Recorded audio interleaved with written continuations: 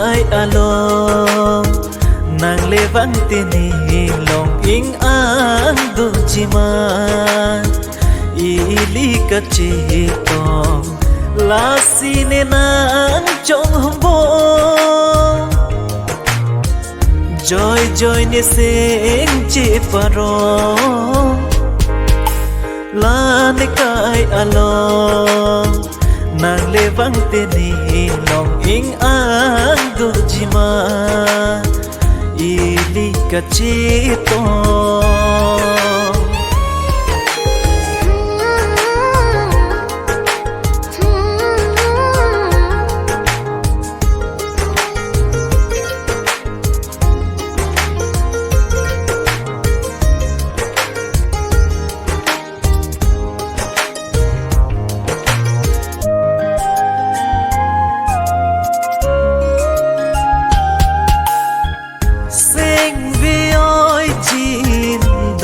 non malong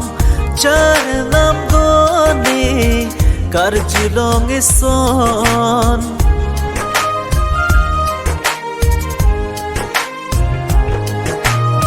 sing vi oi jin done non malong char nam gone kar julong son ahok lo ma bom rupa than bom o kang hon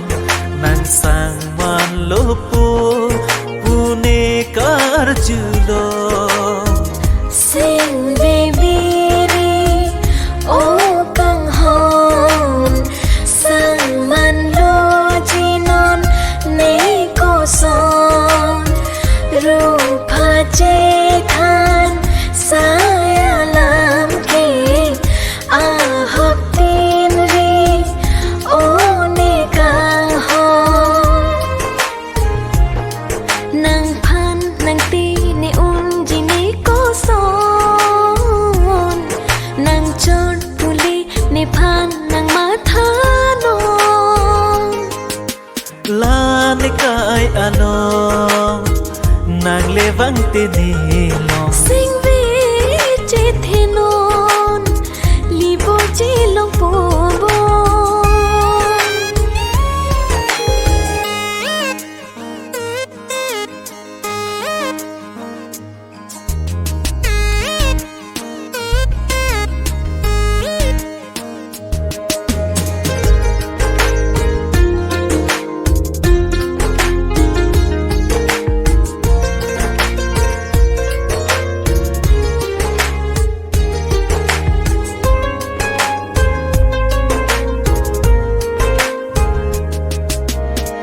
nang chong thui an ke lit thu ong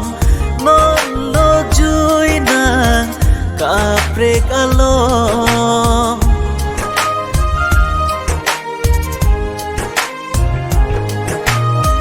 sing ne oi ri ni phan kang hon ri ro alam patoy ji ko son sai jog je lo nang aka prek along kang hon ne chong thui ri nang ne phan la pu son la ne kai along nang vang vi lo kang hon sing ta ki reng me ne chong thui ri la son la an ne sing che pano ki jut sampung vet ni non